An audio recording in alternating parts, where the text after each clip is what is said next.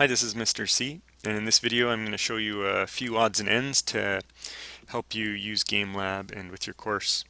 So to start, I'm just going to remind you how to access your documents. You go down to the bottom left to the window icon down here. If you right click it, you'll get a menu and you're going to choose File Explorer. Pretty simple, and then here are all of your files. Now, the other thing I want to show you, depending on which course you're in, you might need to take a lot of screenshots, kind of showing me, proving to me the work you've done, and then you attach your screenshots to the submission. So a screenshot is just basically a picture of your screen. So right now, I want you to take a screenshot of this, showing that you can access, how to access your file. To do this, we're going to use the print screen button. Now, on most keyboards, if you look at the right where the arrow keys are, above the arrow keys you're going to see a group of keys: insert, home, delete, and page up, page down. And sometimes your print screen button is in there, but on our keyboards in the classroom, if you move up to the just above that, above the insert key, you're going to see a button called print screen, or some abbreviation of that. Hit that button and nothing's going to happen. So when you hit the print screen button, what it does is it copies everything to your computer's clipboard. And it's not going to do anything until you tell it to paste it somewhere. So now we need to go open a program, and the simplest way to do this is just paste your screenshot using Paint. So to open Paint, I'm going to hit the Windows key on my keyboard, or I'm going to click this Windows button on the bottom left, and then I'm just going to type Paint. And a list of programs will come up. Here's the Paint program I want. Good. Now I want to paste my screenshot, so I'm going to hit this paste button right here, or Control V on the keyboard.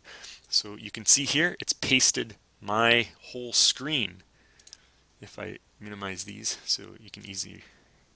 So sometimes it's a little bit confusing because it looks exactly like your screen and you're trying to click stuff, but actually this is just an image, and you'll see it's huge. And because we have dual monitors, actually it took a screenshot of both of my screens. Here, if I go to View and I select Zoom Out, Zoom Out, Zoom Out, you have a better idea there of what the actual screenshot was. Now, I don't care about your second screen in this case. I just want to see this thing. So now I'm going to show you how to crop it. So if I go back to Home, I hit the Select button, this dotted outline, and I'm just going to grab and show that window there. Now to crop it, I go up to this button here and hit Crop. And now the only part of the image will be left is the part that I want to save. Okay, so now I'm going to save it. File, Save As, and I'm going to save it as a JPEG image in this case. And I'm just going to save it in the default spot in my H drive that this is showing, and I'll say screenshot practice. Save. Good. Now I'm going to close this and we'll get back into GameLab. Okay, so we've taken screenshots, we've cropped them. Now I'm going to show you how to attach multiple attachments to the same submission. So if I want to complete this quest, I can go here and I'm going to type something in. If specifically I'm not asking you to type anything in, you can write whatever you want.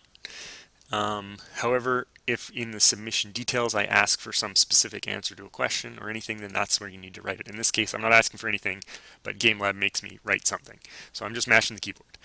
So to add my attachments, I'm going to go to this button here, Add Attachment. Then this option here to choose a file, I'm going to click Choose File. And now I want to go get that screenshot practice file. So where was it? Well, I just saved it in my default document, so that's going to be, you're going to see your student number on one of these folders, and that's going to take you to kind of your root directory on the network. I'm going to scroll down to find that. Here it is, screenshot practice. Click that and open, and it will be attached. Now, oftentimes you'll need to attach a second document, and to do that, you'll notice that the Add Attachment button has reappeared underneath. So all you do is you click it again. Now you'll get an option to choose a second file. So you choose File, you pick whatever second document you want. Let's say this one, in my case, just to demonstrate how to do two. And then you hit Submit, and your two documents will appear. Well, looky here. It looks like I rejected my own submission. It's shown back up in progress and says needs attention. So let's check this out. Um, Please read the submission details more carefully. Thanks. All right. So this will be a common response that many students get because simply they just don't read the submission details for whatever reason. So I'm just going to paste this in and send it back to you. So let's hit resubmit, and I'm going to go down and let's actually read the submission details this time. So take a screenshot showing your files, proving you know how to access your stuff, crop the image. I did that. Doesn't include my second monitor. Attach my cropped screenshot to the submission.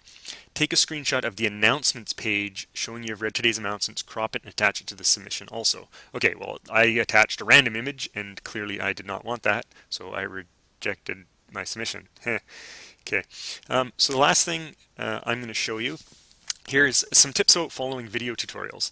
So in this quest here, you have a video tutorial and you have two screens. So you want to take advantage of those both screens. And here's what I recommend you do. I recommend you take your video and you put it full screen on one of your monitors, maybe your right monitor, the square smaller one. Put the video full screen, increase the resolution, and then on your left monitor, follow along in GIMP or Blender or Krita or whatever software you're using.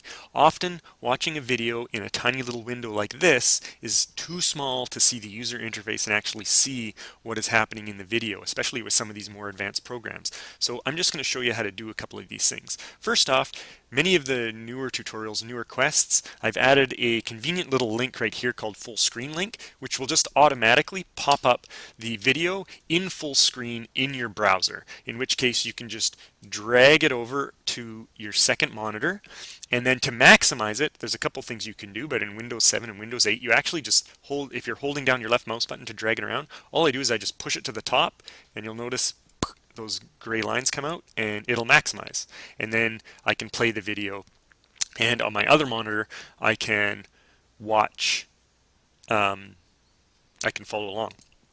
Okay, so the other thing you can do if there is not this small link is often, if I'm playing the video here,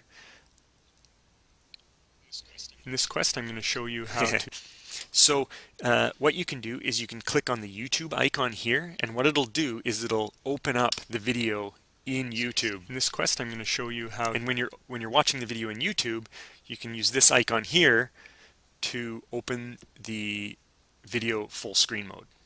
Okay, so last thing I want to show you is that do you notice how crappy the resolution is on this YouTube video that I've now opened and you are watching a YouTube video. So I'm not really sure how this is going to render out in the end, but at the bottom of right of all YouTube videos is this little cog. So all the videos on here should be 720, resolution of 720p. Any video you're watching on here, I would suggest you click that cog, you go up to quality, and you change it to 720. Then as you play the video, to update your profile, the resolution will change once YouTube's buffered the video, and you'll get a nice crisp resolution.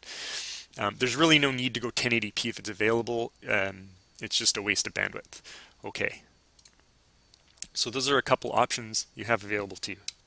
One of the problems you'll notice when you're watching a YouTube video in full screen on one monitor, and then you pause it and go back and work on another application on your other screen, the video will stop being full screen, which is really annoying because then you have to go full screen it, watch it, especially when normally when you're doing these videos, you'll play them for a few seconds, you'll pause it, and you'll go back and you'll kind of follow along with what was happening. So one way you can get, if you use this link down here, that's a special that's a special link which will force it to be full screen within the browser, okay? But you can actually just do that yourself by going up to your URL here, going up to this address, and you just do something funky here. You get rid of this watch question mark, and you get rid of this equal sign, and you change that equal sign to a slash like that. And there you go, you have a full screen video by default, and then you can play it. And when you pause it and move over back to your other screen, it won't go back to a small version again. One last thing you can do, which makes it really easy, using YouTube is quest, spacebar will pause and start the video. Also, just clicking on the video show you how will to pause and start it. So you don't have to actually go down here to the little play and pause symbol. You can just kind of click on the video, or you can hit spacebar. Just note that if it's on your other screen, you'll actually have to just click on it once so that the window becomes active, and then hit spacebar or click on the screen. Often what students do is they move over to this screen, they'll move over to their second screen, update your profile in play it for a few seconds, pause it, and follow along, or just hit spacebar to start and stop it. All right, I hope you enjoy the course.